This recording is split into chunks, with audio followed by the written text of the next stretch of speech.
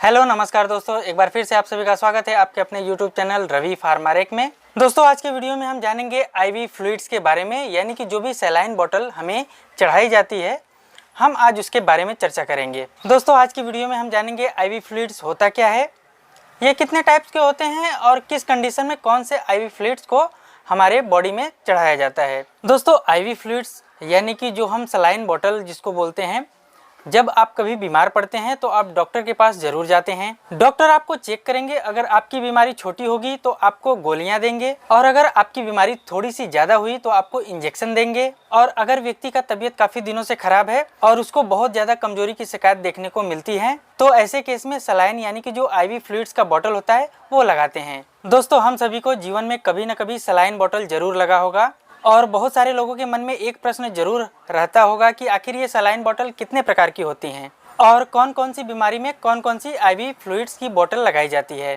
तो आज के इस वीडियो में हम आईवी फ्लूइड्स यानी कि सलाइन के बारे में डिस्कस करेंगे, तो वीडियो में अंत तक बने रहिए। तो दोस्तों अब आइए वीडियो में हम देख लेते हैं आईवी फ्लूइड्स यानी कि सलाइन कितने प्रकार के होते हैं, उनके क्या कंपोजिशन होते हैं और वो कहाँ कहाँ यूज किए जाते हैं। दोस्तों सलाइन मेनली 5 प्रकार की होती है, आरएल, एएनएस, डीएनएस, D5 और D10। ये सभी आपको 25 ml से लेकर के 1000 ml की वॉल्यूम के पैकिंग में प्लास्टिक की बोतल या फिर कांच की बोतल में मिल जाता है। तो दोस्तों आज की वीडियो का जो पहला सलाइन सोल्यूशन है वो है आरएल रिंगर लैक्टेट।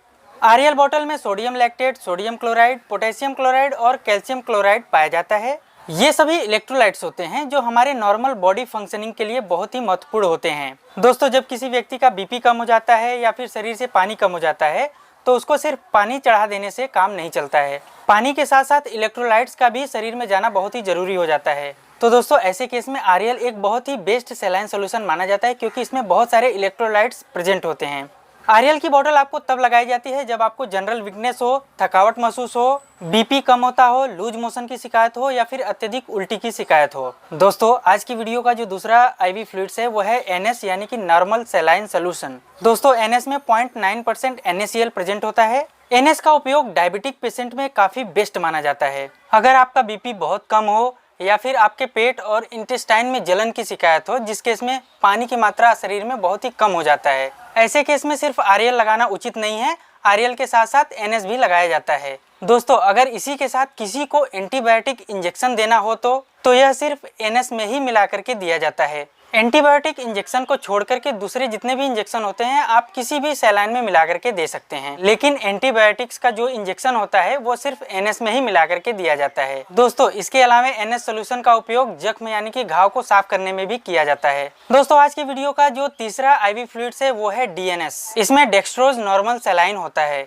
इसमें 0.9% सोडियम क्लोराइड होता है और 5% डेक्सट्रोज यानी कि शुगर होता है। जब भी किसी व्यक्ति के शरीर में इलेक्ट्रोलाइट्स और शुगर लेवल दोनों ही कम हो जाते हैं तो ऐसे केस में डीएनएस का ही इस्तेमाल किया जाता है। अगर कोई व्यक्ति 3-4 दिनों तक बीमार रहता हो और वह खाना न खाता हो, उसको कई दिनों से सर्दी खांसी के साथ साथ बुखार की भी शिकायत हो, तो ऐसे केस में उसका शरीर अत्यधिक कमजोर हो जाता है। तो इस केस में डीएनएस एक बहुत ही बेस्ट सलाइन सोल्यूशन माना जाता है।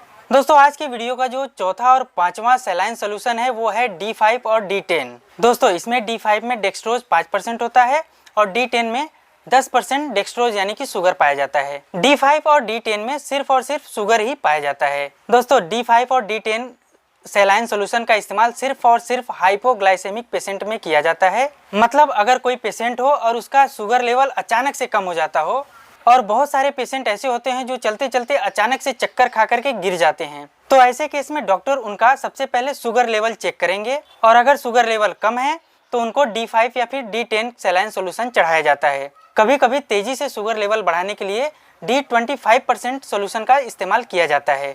तो दोस्तों ये था आईवी फ्लूइड्स के टाइप और उनके इस्तेमाल से जुड़ी जानकारियों के बारे में।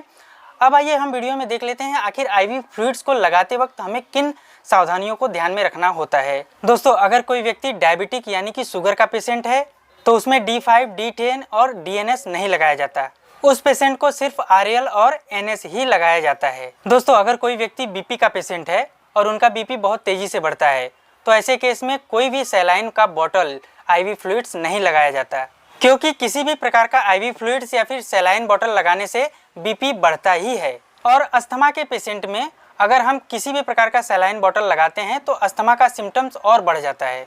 तो दोस्तों आज की वीडियो में आप लोगों ने देखा आईवी फ्लूइड्स यानी कि जो भी सलाइन सोल्यूशन जो हॉस्पिटल में डॉक्टर्स पेशेंट को लगाते हैं उसके कंपोजिशन, उपयोग और इस्तेमाल से जुड़ी सावधानियों के बारे में आपने जाना। तो आज के वीडियो में सिर्फ इतना ही। जानकारी कैसी लगी आप हमें कमेंट बॉक्स में जरूर बताइएगा। अगर वीडियो अच्छा लगा हो तो आप हमारे चैनल को लाइक कीजिए, शेयर कीजिए और सब्सक्राइब जरूर करें। धन्यवाद।